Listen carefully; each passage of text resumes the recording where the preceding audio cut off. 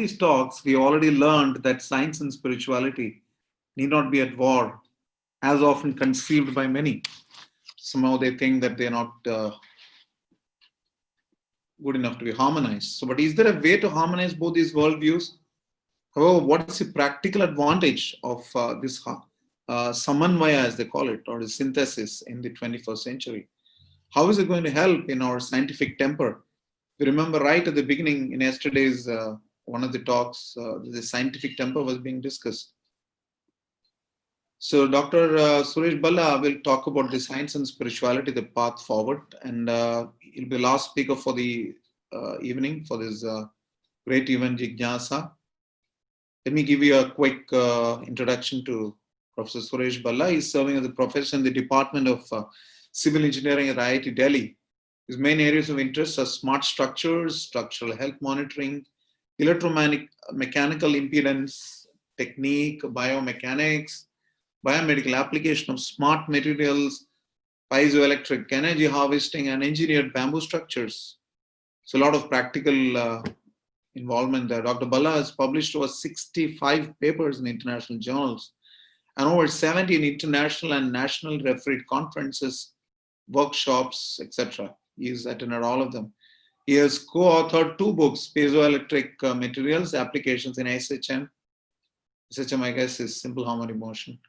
Energy Harvesting and Biomechanics by Wiley, published by Wiley, and Smart Materials in Structural Health Monitoring, Control and Biomechanics by Springer. He's also contributed chapters for 3 other books.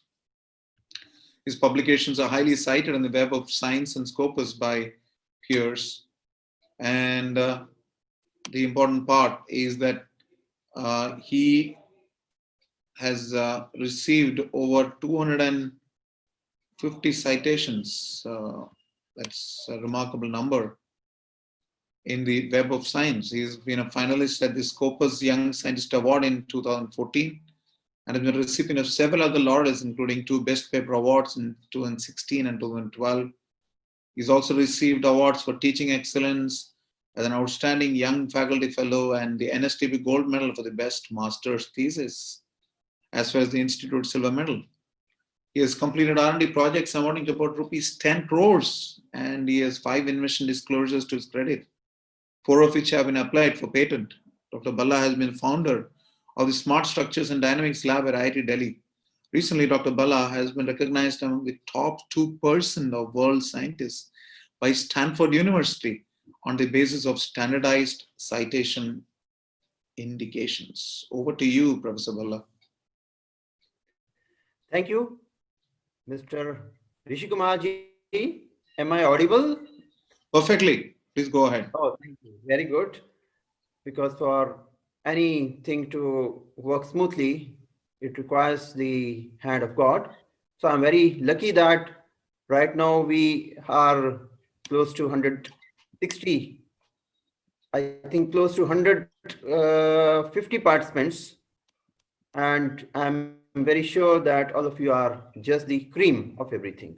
So in fact, I am standing in between you and your dinner, I think, because that's the usual time for the dinner. So that's why I have kept my presentation a bit short and to the point. So basically, we will see here where the 2, science and spirituality, where they are heading to. Why do we need science and why do we need spirituality? So both are important. And here we'll see some of the basic things like what is religion, what is Dharma, and how the misuse occurs not just of religion, but science, and what is common in both science and spirituality, how they can be reconciled, and what we are going to get as the citizens of the world by reconciling the 2. So basically, science is a set of the knowledge of the physical world and the natural phenomena. And basically, it's something which is very much verifiable. It's a verifiable knowledge, supposedly. It begins with First of all, review of the past work, then we have to hypothesize. Hypothesis is something which means that we just put forward something according to our intuition, according to not just the evidence, but this is the initial stage. And then to verify our hypothesis, we have to perform experimentation. And here also now, when we decide about the experimentation, something comes, and which we'll see in the later part of the presentation. Then we have to make observations and finally explanation. So this process is something which is the backbone of the modern science. Now, science, as we know, we may think that science is everything. Science gives us food, science gives us money, science gives us happiness. But then there is something lacking in science. Number one, it can explain how a process works, but we don't get the answer why. Then science is limited to what we can observe through our senses, or some of the additions we can make use of to further amplify our senses. And then if we don't have the measurement available, then that process is beyond our reach. So it's not that the reality which we are seeing, that's the only what exists. There are many facts, there are many situations, and there are higher dimensions of reality also. And finally, science does not deal with the good and bad. It only tells that this is the equation, this is the mathematics behind a process, and these are the laws.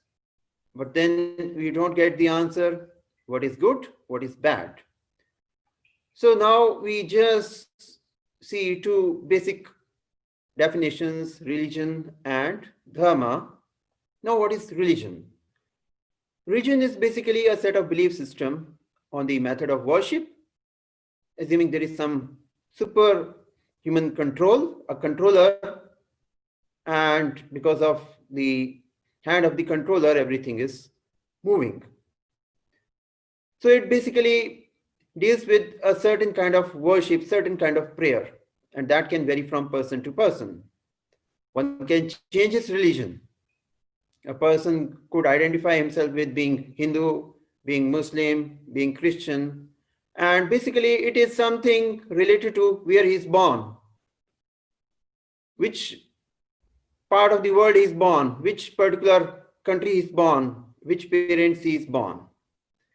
So something is there in religion which deals with the belief system, and belief system can change. Belief system can change, and a person can change his religion also. So if we see the definition of dharma, dharma is something very different. Dharma means that it is our natural proclivity. It is our natural tendency to do something. Another definition is the duty. Means we are performing something, and if it's our natural duty, then it's our dharma. Bhagavad Gita says, Shriyanso dharmo vigun. That we can and we should perform our natural duty only according to our training, and we should not attempt to do the duty of any other person. A policeman has certain dharma, politician has certain other dharma, a magistrate has different dharma, so we should remain within our dharma. So that's the definition of dharma. So now religion, if we try to find a term, closest term, then that fits is the panth. And similarly, when we talk of dharma, in fact, dharma is something non-translatable. There is recently a book by Rajiv Malhotra and Dr. Satyanarayan Das, and that emphasizes that we should not translate these terms in other languages because they are very unique. So the closest term we could find is spirituality. And what is spirituality? Spirituality is something which deals with the higher level of the culture, human culture, and the ethics. and the system and the values. So it's something higher than the religion. So basically, religion is related to the body, dharma and the spirituality is something related to our soul. That's why the term spirit comes here. So now we must know the difference between the two, and in this presentation I'll be using the terms both for religion and spirituality.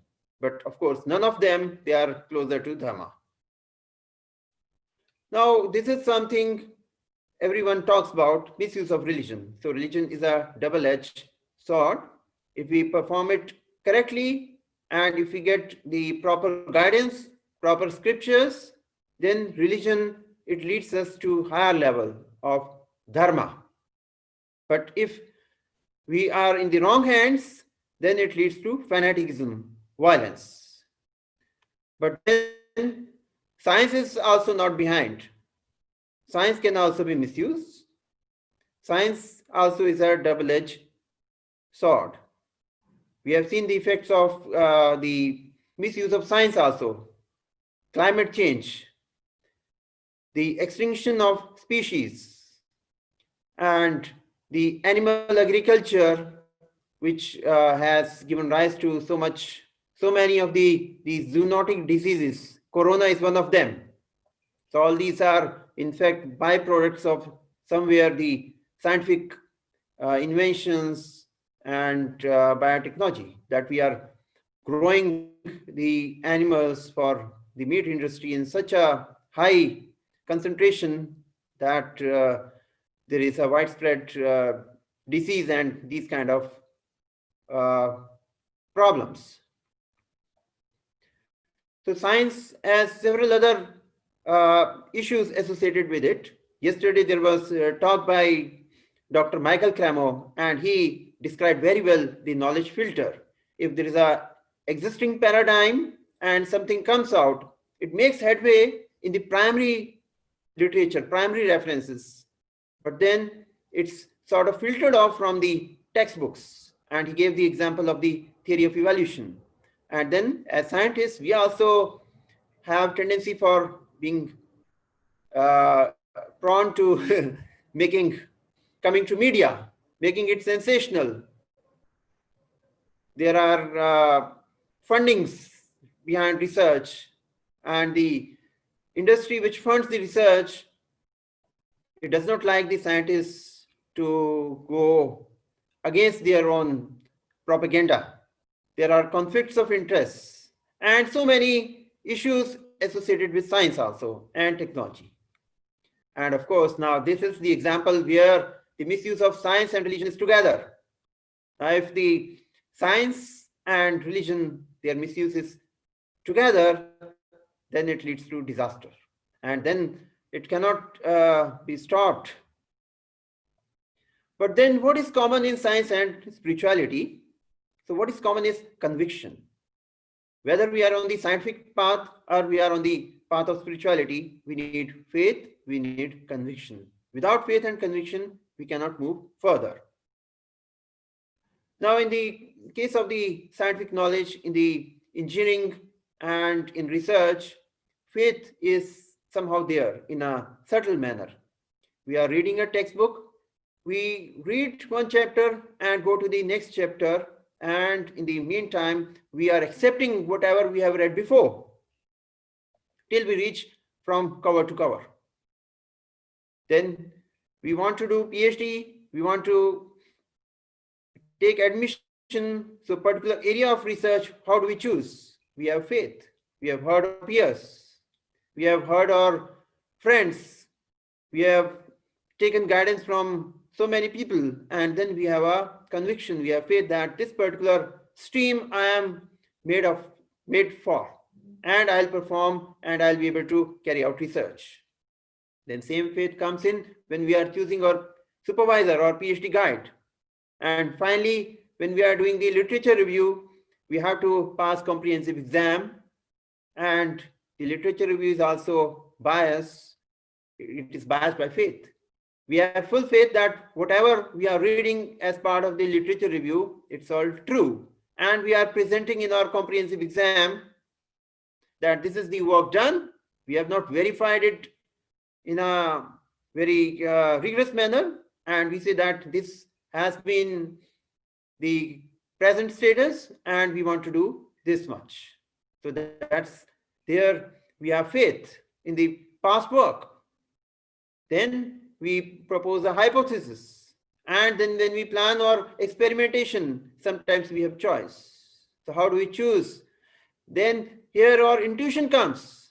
At each and every stage of research, our intuition is behind us, because we always try to move on the path of least resistance. And even though a scientist may be superficially boasting that he is following the scientific method, but then I know all the PhD scholars, they are always remembering God, so that their experiments, they fructify. So that's the real situation.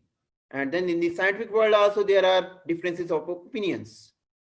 Sometimes we have different interpretations. We have different results also. So all these things are very common in the scientific world also. And then there is something called as authoritative evidence also. Vedas, we know they are authoritative evidence, but this kind of authority exists in science and technology also. I am a structural engineer, and we follow two codes of practice. For reinforced concrete, IS 456. For steel design, we follow IS 800. Each and every term of the code we take as Vedas. For example, if I have to design a compression member, IS 800 says that we should not keep its slenderness ratio beyond 180. And this, where is this 180 coming from? If I keep 181, will the structure fail?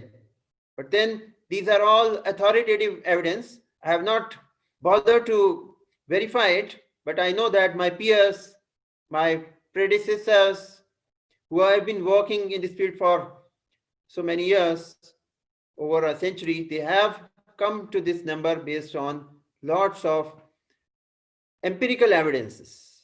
And many of these, they are just numbers. So in whether we are in the hardcore scientific domain or in the engineering and technological domain, we always deal with this kind of authoritative evidences. And then we also have the indirect evidence in both science as well as in spirituality. For example, someone asks, have you seen God? Have you seen soul? So both God and soul, they have indirect evidences.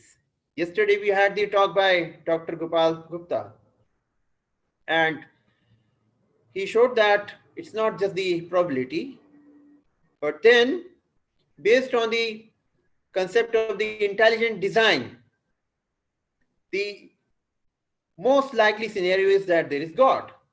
And similarly, what is soul? The evidence of the soul is the consciousness, the indirect evidence.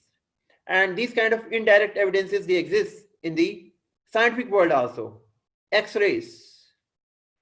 So the radiation is beyond our perception, sense perception. So anything in our equations, we have an unknown, we assign X to it. And then we sometimes assign our terminology also. Similarly, the black holes. The black holes, they were theorized by Einstein in 1916, but then it was only in 1971 that the scientists, they got indirect evidence of black holes. So black holes don't have any direct evidence. The only indirect evidence is their effects on the nearby stars.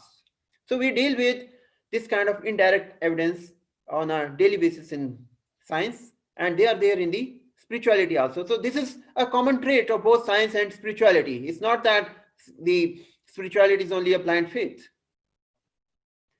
So yesterday, Professor Lakshmidhar Bhera, he presented the Bhagavad philosophy. So Bhagavad philosophy also says that there is both direct and indirect evidence, because there is a cause, so there will be an effect, and the presence of the effect, it gives us evidence of the presence of the cause.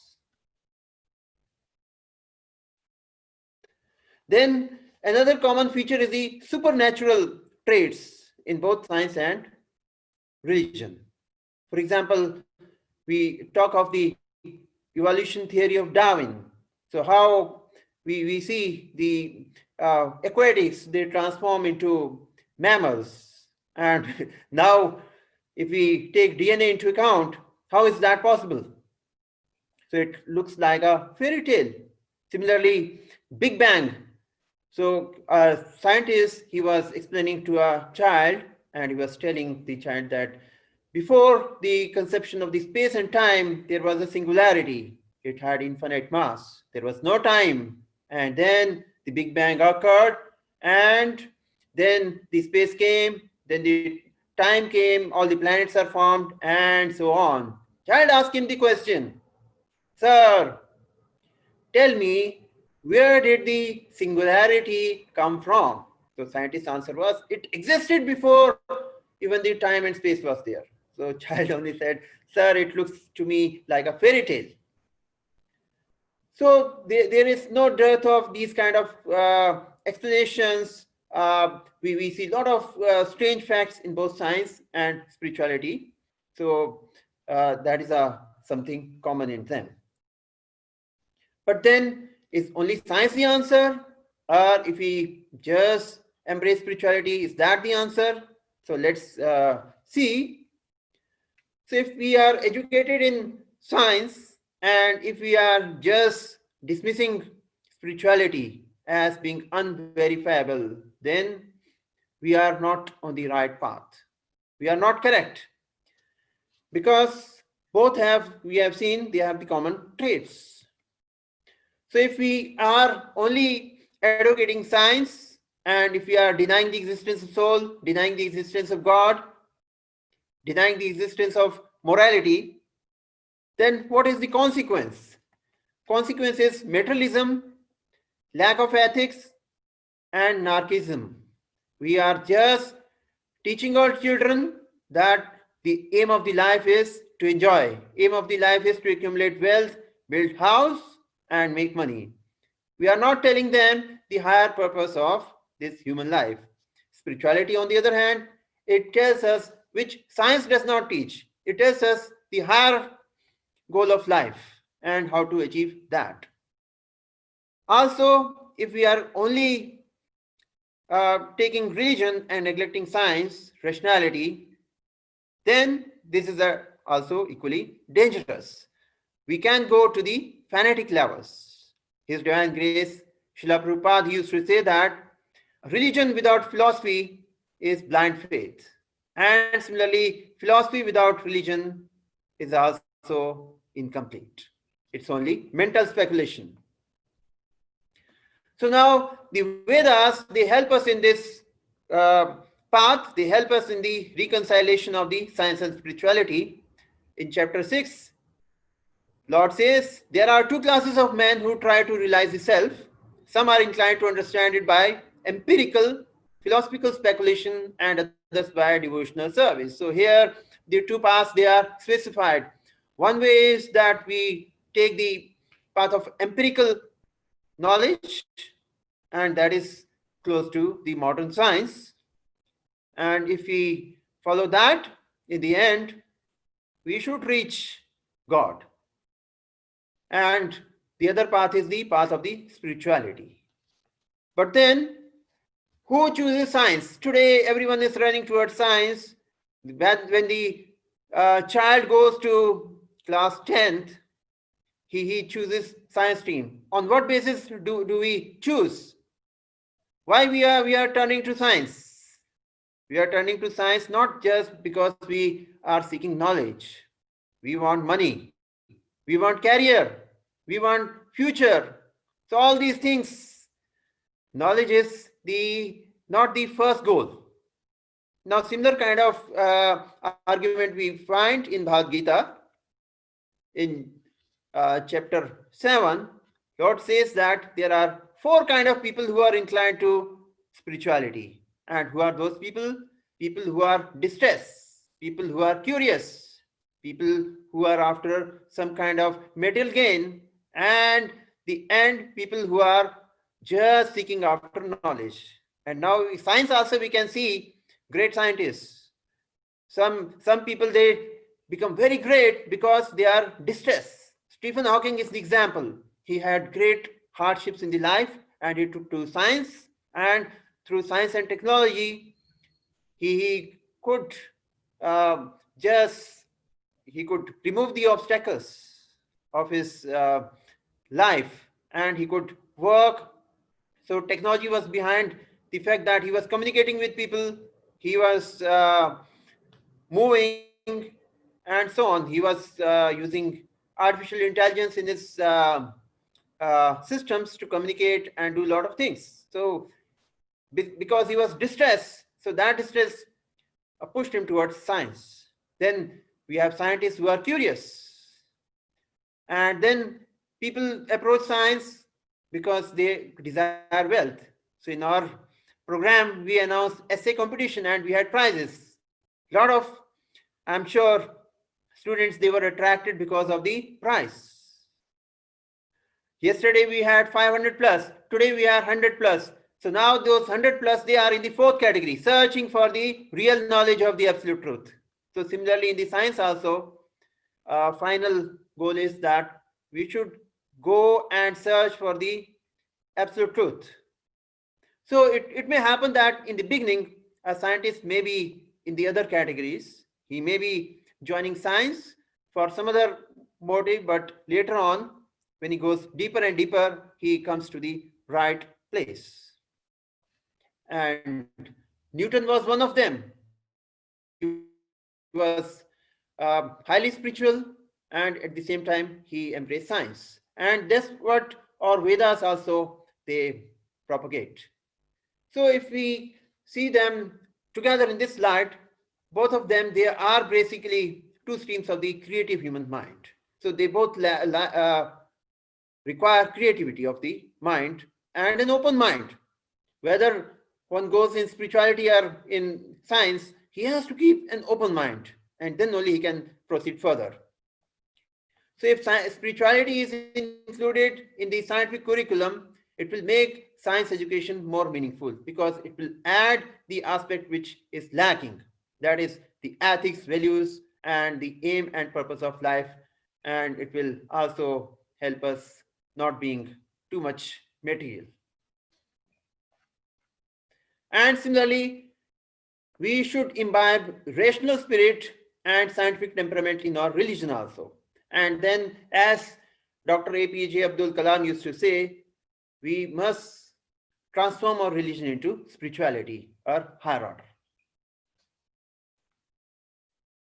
So scientific knowledge, it helps analytically inclined persons to comprehend the knowledge of God. So if a person, he is very well versed in science, then he is also equally likely to not putting any block to his mind.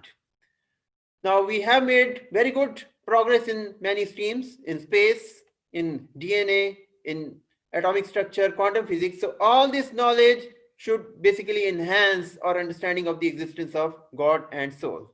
So these were the words of the visionary Dr. T.D. Singh, His Holiness Bhakti Sarup Damodar Maharaj. So I'm just now ending my slide with some of the references. So I would strongly recommend everyone to read Bhagavad Gita as it is. Don't take it as a book of religion, but take it as a book of science. Take it as a book of personality development. Take it as a book of empowerment. And we need not just attach the religious values, but if you read Bhagavad Gita as it is, and this is the best time, because now 25th of December we are going to have Gita Jayanti. So I would recommend all those who are here to, if you have not read Bhagavad Gita as it is, get your copy and read it. So with this, I end my presentation. So if you have questions, I would be very glad and try to answer that. Thank you very much. Thank you, Professor Bhalla. We'll have a round of questions now. Parveen Kumarji, you have some questions ready? Yeah, we have just opened the chat window. So Not yet. Any question has come. Probably it may take few moments.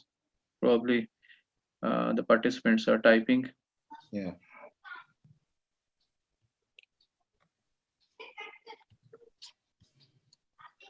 Yeah. So a few questions have come now. The question has come from Divyans Gupta. Sir, what is your view on intuition? Where it comes from? Yeah, so intuition is something every day we are dependent on intuition. So where does the source of intuition come from? So the intuition is basically its root are in God. So uh, if you have faith in spirituality, then you would take my words on face value that intuition comes from directly from God. Okay, nice answer. So any other question, please? Yeah. So okay, can you give an example where and how we can relate science and spirituality?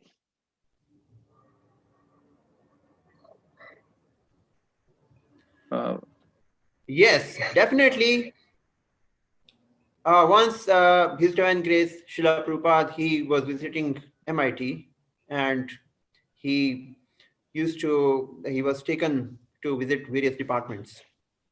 So he said that you are doing so much research in the material advancement, but where is any department which does research on soul? So soul also needs research.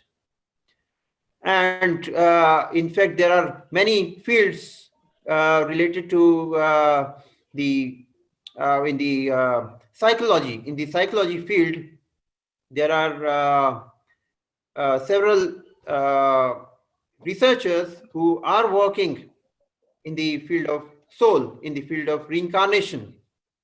So this is something which is some overlap between science and spirituality. So this is one example of the field which definitely has an overlap of science and spirituality based on the just the existing paradigm. You cannot answer reincarnation because there have been documented cases of rebirth, reincarnation, where the individuals they are able to remember their past lives. So this is something which is a common uh, sort of area which has overlap of both science and spirituality. okay, so another question which has come is how to manage a healthy. Sorry, the question is how are we going to include spirituality in academic studies? Spirituality in academic studies, basically, you have to take your own initiative, and this begins with when we are reading our academic books. Alongside academic books, we must also read the books on spirituality, because then only we get the proper combination. Because finally, we need a correct state of mind also to do research, and spirituality will definitely help us in doing that.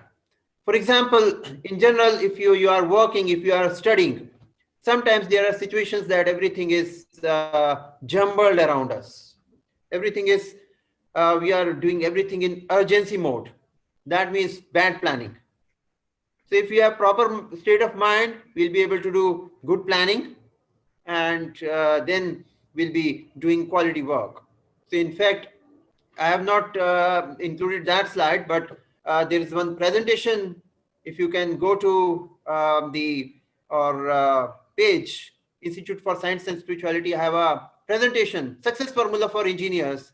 There I have shown quadrant diagram, quadrant 1, 2, 3, 4, just like the trigonometric quadrants. So the in one quadrant we are keeping something which is important, and other quadrant we are keeping something urgent. So based on that, basically for optimal performance, we should be always doing the work which are leading to high quality and which are related to creativity rather than just doing our things as they come in the way of the urgency. So if we are, for example, doing the things every time we are in the high urgency mode, that means our planning is not good. We are not at peace of mind, and that peace of mind comes only when we are into some kind of spirituality.